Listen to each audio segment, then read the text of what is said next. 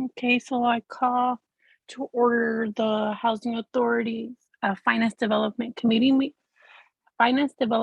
meeting for Monday, October 17th, and it is 5:01.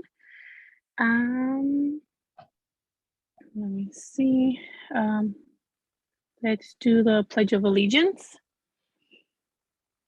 I pledge allegiance to the flag of the United States of America and to the republic for which it stands, one nation, under God, indivisible, with liberty and justice for all. Thank you. Roll call, please. Commissioner Gama, Present. Commissioner Healy,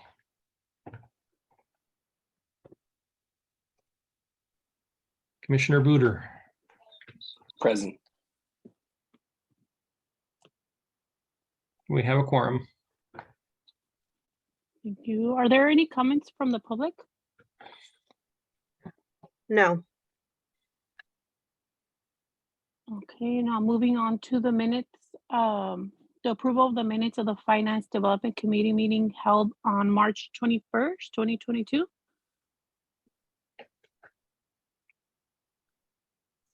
I move approval. Thank you, and I'll second that. Roll call, please. Commissioner Gama, Yes. Commissioner Booter, Yes. motion carries. Thank you. Now moving on to new business resolution 3074, establishing new payment standards for the Housing Choice Voucher Program. Yeah, so it feels like we just did this, and that's because we did. And then what happened is September 1st, HUD announced new fair market rents. And we had pushed, at the August meeting, we had pushed our payment standards about as far as we could. And we were hopeful that the fair market rents were going to go up because that would help us financially. And it turns out they did. The new FMRs came out, and Monterey County had the highest increase in the country with a 36% increase to the FMRs.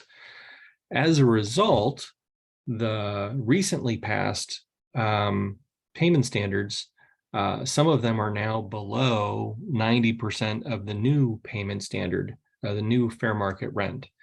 And we don't have the authority to continue with the new payment standards because they fall outside of the 90% to 110% of the 2023 FMR. So we have to change the payment standards. And in light of the fact that we had this dramatic increase, what that means is the Housing Authority voucher program is going to see somewhere between 10 to over $15 million of extra HAP funds in 2023. And the way that the program works is if you don't spend that money, it could be subject to a large offset or recapture. So we want to aggressively utilize the funds that we are given.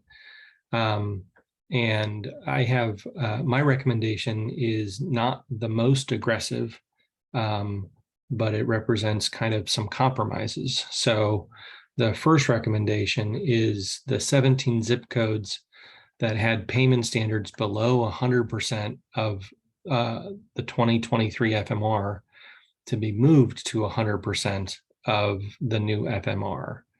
And then for the 10 zip codes that were already above 100% of the new FMR, adjust those to the small area FMR.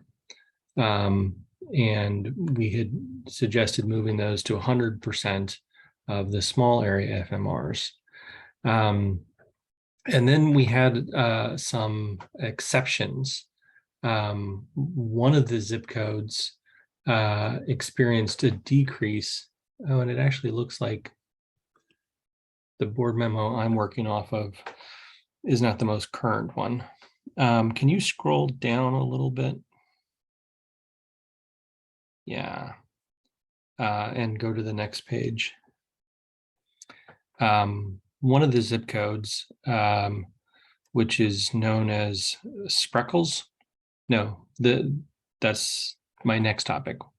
The first zip code, 95076, has a decrease in the FMR, and that's because that zip code is a part of 3 metropolitan statistical areas, and the other ones did not have an increase the size of HACMs, and that impacted the FMR for the zip code. So I'm trying to move that to 110% of the FMR to lessen the impact of the decrease. It shouldn't impact anybody directly because your payment standard is only applicable on their second regular re-exam. So it shouldn't impact anybody who currently lives in that zip code. Yeah, it looks like, Gabriella, I don't have the right memo to you either. There is another zip code, and it is the town of Spreckles, that had a really high, it was higher than Carmel payment standard for the fair market rent, excuse me, for the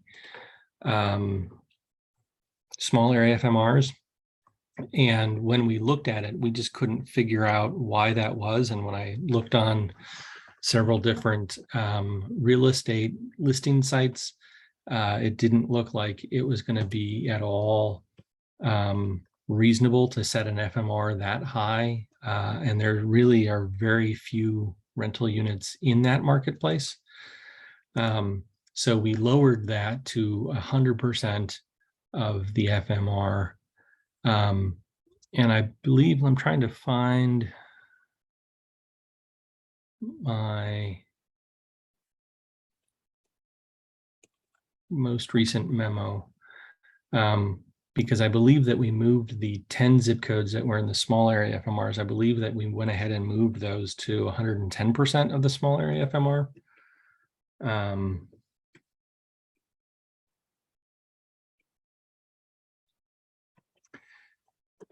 We didn't do it with all 10 zip codes. So we moved the selected communities that are basically the communities on the peninsula to 110% of the small area FMR, based on our mobility aims that we have been talking about.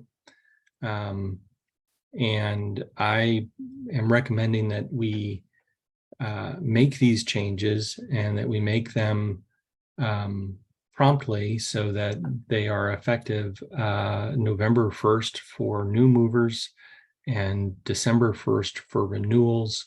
We're not required under the law to make these changes until January 1st. But because we are going to be having such a large increase in funding, we want to start spending that money on HAP as quickly as we can. And then my other recommendation is that HACM would continue to monitor both the unit utilization and the budget utilization. And if we need to make further adjustments, that we would. And those adjustments, in all likelihood, if they are needed, would be in an upward direction of moving the payment standards even higher. But right now, we don't know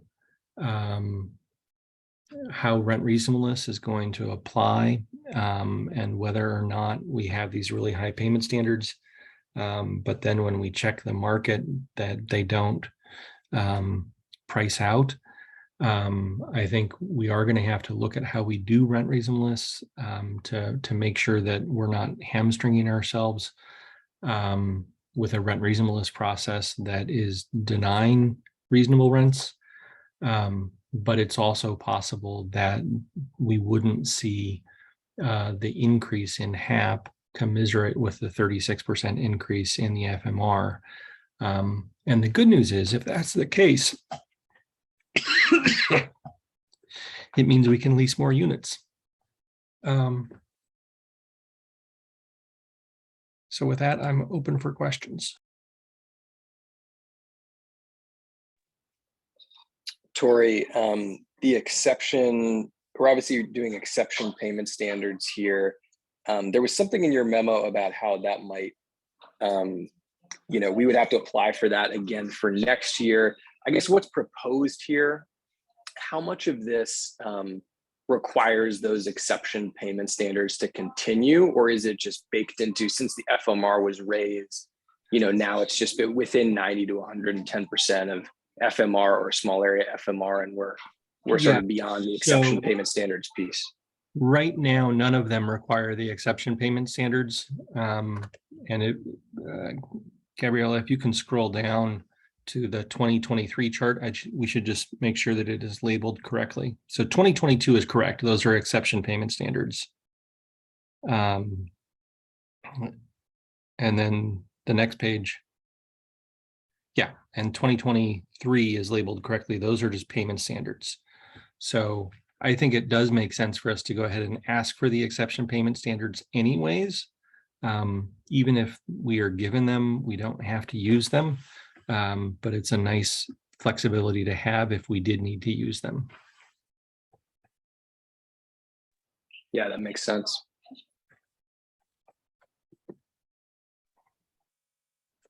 Tori, do you think you might be able to send me a spreadsheet so I could just look at this and just understand which ones are FMR and which ones are small area fair market rent? Yep. Awesome.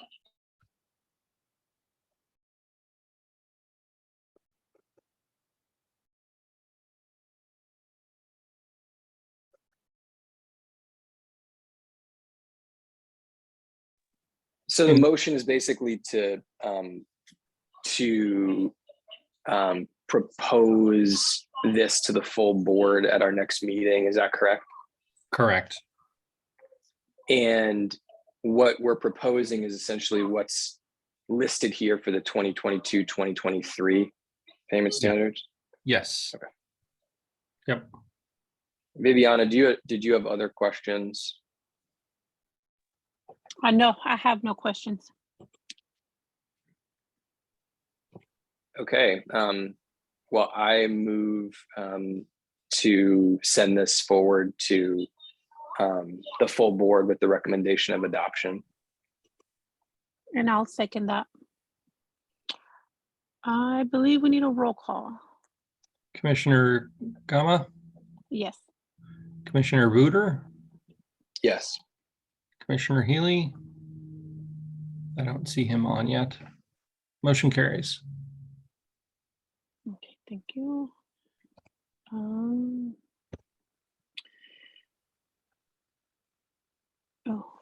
I don't have the second resolution. I'm on the wrong agenda. Now moving on to resolution 3075, 804 write-offs. Yeah, so this is something that the Housing Authority and HDC normally would be doing every 6 months. And that hasn't been the case. And it goes all the way back to 2016 and the conversion to RAD. And in the conversion to RAD, there was some incompatibility between our system and the HUD track system and being able to process the vouchers. And that created chaos in our financial statements and our general ledger. And so what the chart shows on the next page, which I needed to blow up to like 400% to be able to read. But what it shows are the adjustments that need to be made and then the write-off. And you can see that the adjustments in many cases are much larger, and they total 71,000. But in reality, the write-off is only 14,000. And so what we are doing is we have cleaned up all of these double entries and missing entries related to the RAD and the voucher program.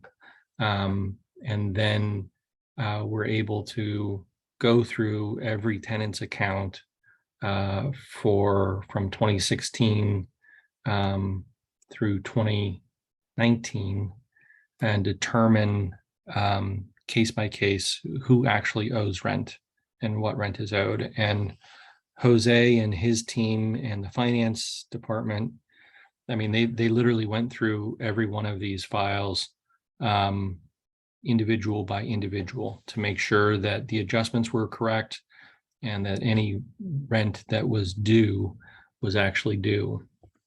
And the write-offs are bad debt that we deem uncollectible at this point. Happy to answer questions, and Jose, if you have anything to add, feel free. No, sorry, you pretty much covered it all. Again, we're working on other properties right now. Currently, this is property 804, but we're actively working in 801 and 802. We anticipate having all these done for each of the properties by December, as we had previously discussed. But pretty much what you explained, that's on point on what process we're doing. Great. Given the amount of agitation this has caused over the past couple of years, it's remarkable that the net impact is $14,000. But I definitely really appreciate all the hard work that's gone into it. I know there's been 3 or 4 abortive attempts, so it would be amazing to have this in the rearview mirror. Yeah, we're working really hard on it, Commissioner. We're trying to do our best to try to get all this done. I think everybody wants to put an end to this project soon. And we're being diligent on checking every file, and we should have this project completed by the end of the year, calendar year. Yeah, I guess the only other thing I'd say is to me, it just speaks to the benefit of having HDC more consolidated under Hackham. There's not the animosity and the tension that we've had around this issue. So I think that's great to see as well. Yes, I want to thank Carolina's team for helping. Our working relationship has always been good between her and my team. They're actually helping us with some of the data entry. So, we're collaborating and getting this project done together. So I want to thank her and her team for being available and for assisting us and just working together as a team. We're neighbors now. And we're neighbors.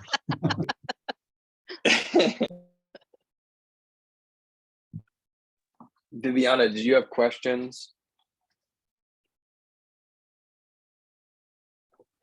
No questions. I just know it's a long time coming now. Been working on it forever, I feel like.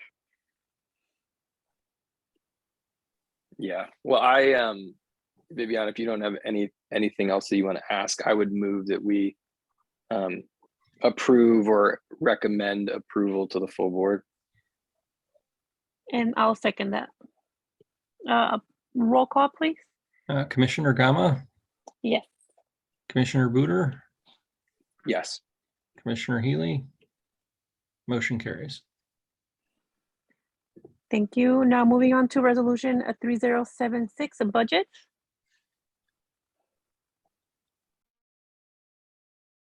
So Kim, do you want me to run through this one, or do you want to run through it? Go ahead, and then if you have questions or anyone has questions, they can ask. All right. So the agency needs to have a approved budget entered into HUD's system. And it's also just a good business practice to have a budget. The budget is late this year. primarily because of all of the audit work and then some of the investor reporting that have severe penalties for not being able to meet. So we prioritized getting those things done. And just so the board understands, one of the impacts of the audits, if the audits weren't done, we weren't going to be able to continue paying the bills on the new park side.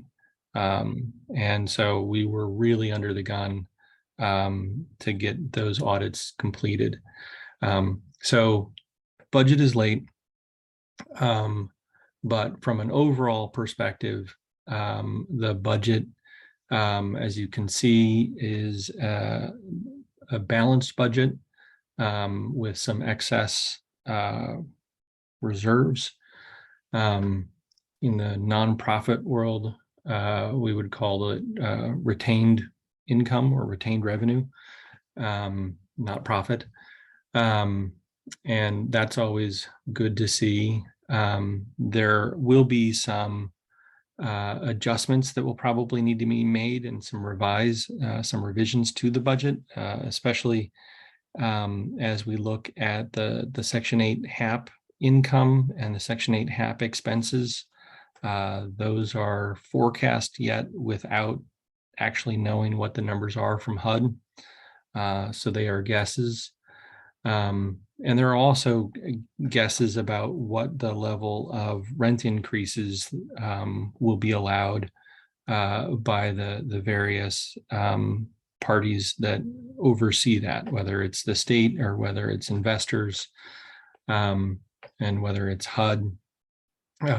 So we have to make guesses on those things, but otherwise we took an approach of looking at the last 3-year actuals, looking at the most recent actuals, and trying to do a comparable budget. We did not do a zero-based budget process where we made everybody justify every line item. I think that's something that I would recommend for future budget years when we have more time, but we just did not have the time right now. And I think I'll stop there and open it up for questions because we can do a fuller presentation as well at the board meeting.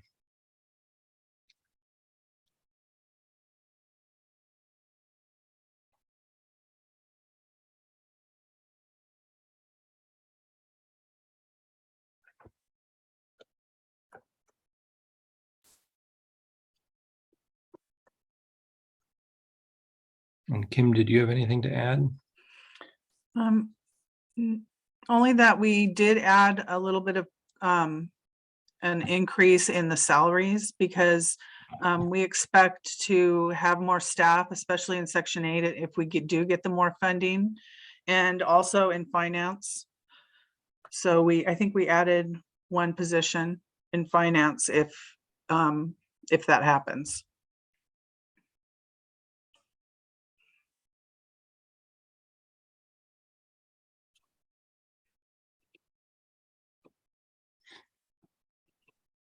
Most of the other items were just by the average.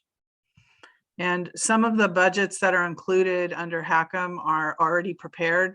For instance, PDM, Pueblo Del Mar's budget was prepared prior to this, and that's added in. And also Portola Vista and the FLCs. So we had already done those budgets. And so they just rolled up into this one.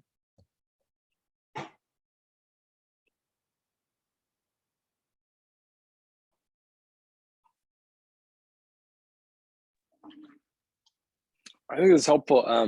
I think maybe for the full board meeting, I don't know, Kim, if there was a way to just make a brief narrative, with some of those kind of key sort of underlying assumptions or changes or, things that you want to call out, that would probably be helpful for commissioners to get a flavor. Okay.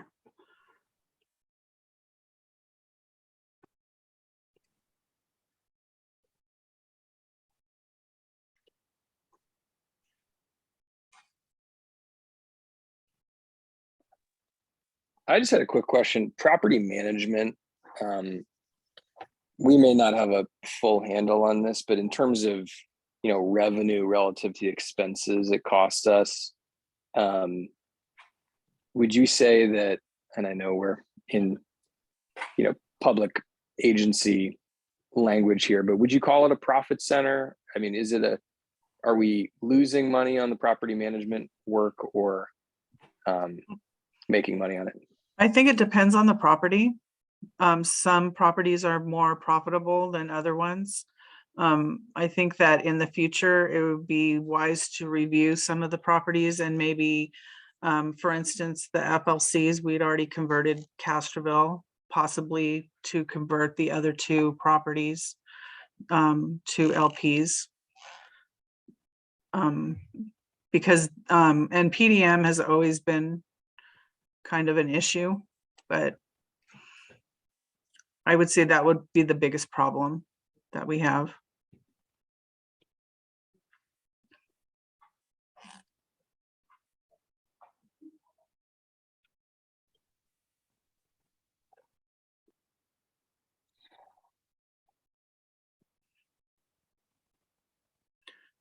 Because for the most part, Viviana, did you have any other questions on the budget? I don't. But you were saying something, Kim? I can't remember what I was going to say.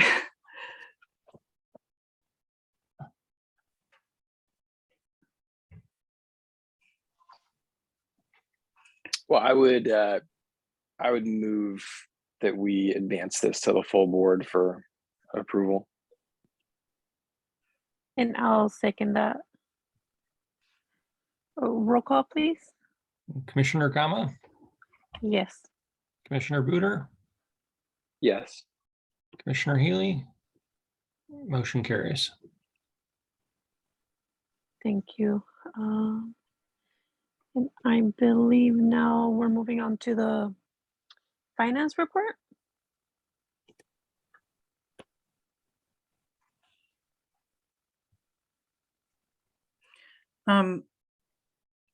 There hasn't really been a significant change as far as the income or expenses or our transactions that we've processed. We've had a little bit of change in staffing, and we're currently still working on getting the HACM budgets caught up by the end of December. And also the next, once the HACM budget is approved, then we will be working on the HDC budget. And I'll have to fix that because I noticed that's not correct.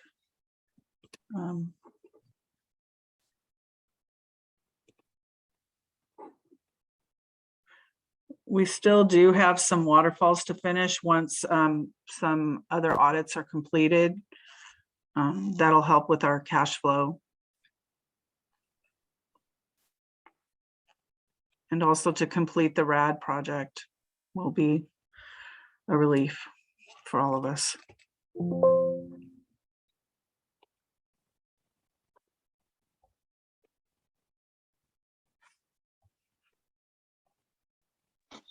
I'm on V4 here for the agenda, and I think mine still says report to come. So I don't know, maybe I'm in the wrong document, but Gabby, if you could maybe email me the most current version, that'd be helpful. Will do.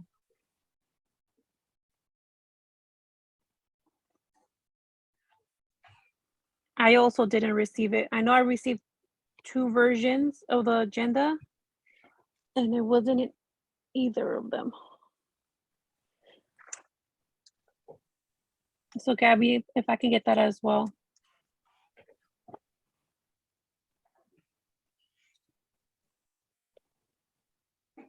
Yeah, I'll send it. Thank you.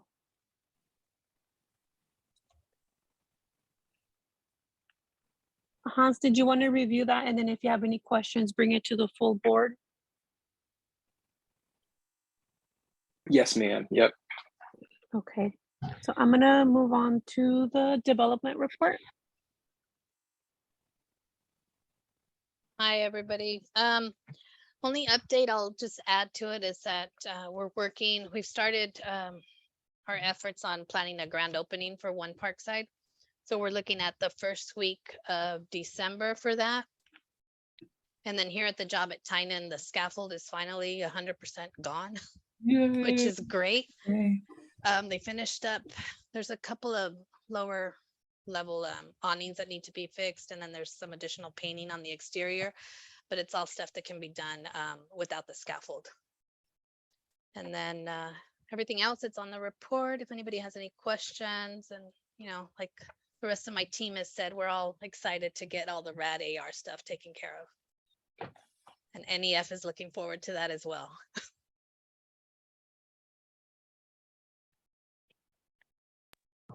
And I just want to add, we received one of the properties audit reports back last week for Castroville, and we're really happy that there was no findings, 0 findings.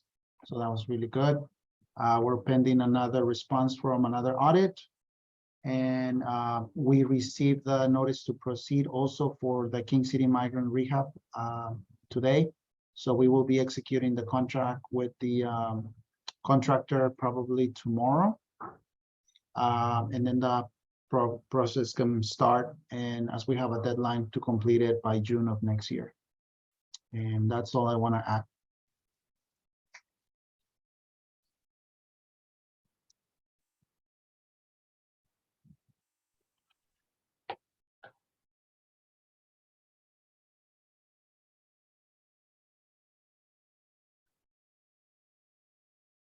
Questions? I don't have any questions. Do you, Han? No. Okay. Let's see. Moving on to commissioner comments. Commissioner Buter, any comments? Yeah, I guess I would just reiterate what I said earlier about it's just heartening to see HTC and Hackham working together. And then the last thing I would say is those payment standards are just going to be so helpful for families to be able to find housing. Our success rate, I think, was like 50%. And so being able to have those families actually find housing in neighborhoods that they want to live in and ease that process for them. And then obviously when you start talking about 15 million extra dollars on a budget of, whatever it is, I think we're in the 50. 70 to $80 million range or whatever. Yeah. It's a dramatic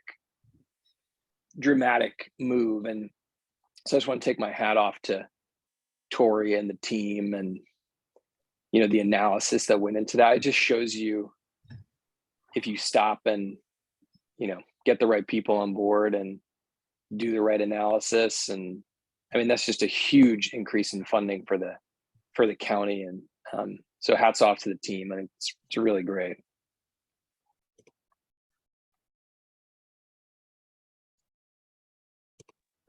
Yes, it's really great. Thank you to everyone for all your hard work. Let me see. And that is it for me. I adjourn the meeting, and it is 5:35. Have a good night. Thanks, everybody. You have a good night. Bye.